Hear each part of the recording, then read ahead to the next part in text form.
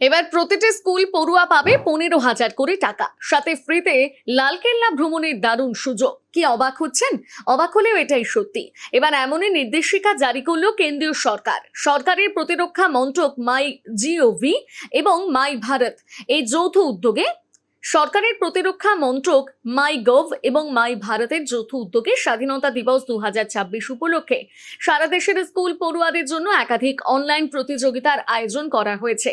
রাজ্যের সমগ্র শিক্ষা মিশনের তরফে ইতিমধ্যে সমস্ত স্কুলে এই সংক্রান্ত নির্দেশিকা পাঠিয়ে দেওয়া হয়েছে।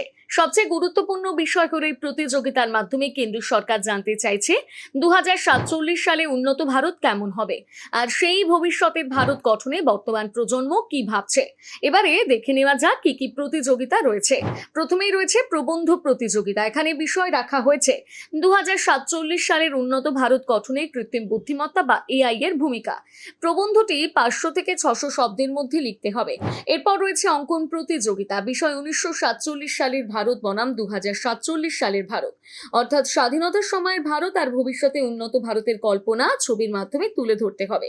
এছাড়াও রয়েছে অনলাইন কুইজ প্রতিযোগিতা, যেখানে প্রশ্ন থাকবে ভারতের সংবিধান, স্বাধীনতার সংগ্রামী, নারী শক্তি, প্রযুক্তি, মহাকাশ অভিযান, পারমাণবিক সাফল্য এবং দেশের উন্নয়ন সংক্রান্ত বিভিন্ন বিষয় নিয়ে। এবারে আসি পুরস্কারের কথায়। প্রতিটি বিভাগে সেরা 3 জন বিজয়ী পাবেন 15,000 টাকা করে নগদ পুরস্কার। তবে এখানেই শেষ নয়, আরো বড় চমক হলো সেরা 200 জন প্রতিযোগীকে 15ই অগস্ট 2026 দিল্লির লালকেল্লার স্বাধীনতা দিবসের অনুষ্ঠানে উপস্থিত থাকার বিশেষ সুযোগ দেওয়া হবে।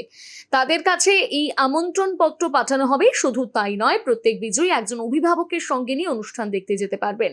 এটি নিঃসন্দেহে দেশের যে কোনো স্কুল পড়ুয়ার কাছে একটি বিরাট সম্মানের বিষয়। এবার আবেদন করার সময়সীমার কথাও জেনে নিন। এই প্রতিযোগিতায় অংশগ্রহণের জন্য 1 জুলাই থেকে 15 জুলাইয়ের মধ্যে আবেদন করতে হবে।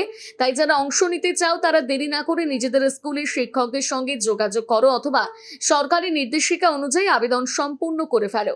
অনেক শিক্ষকেরই মত, এই ধরনের প্রতিযোগিতা শুধু পুরস্কার পাওয়ার জন্য নয়, বরং পড়ুয়াদের মধ্যে দেশপ্রেম, সৃজনশীলতা এবং ভবিষ্যৎ ভারত নিয়ে ভাবনার সুযোগ তৈরি করে। তাই এই উদ্যোগকে অত্যন্ত ইতিবাচক বলে মনে করা হচ্ছে। সরকারের এই উদ্যোগ নিয়ে আপনাদের কি মতামত জানাতে ভুলবেন না কমেন্ট করে।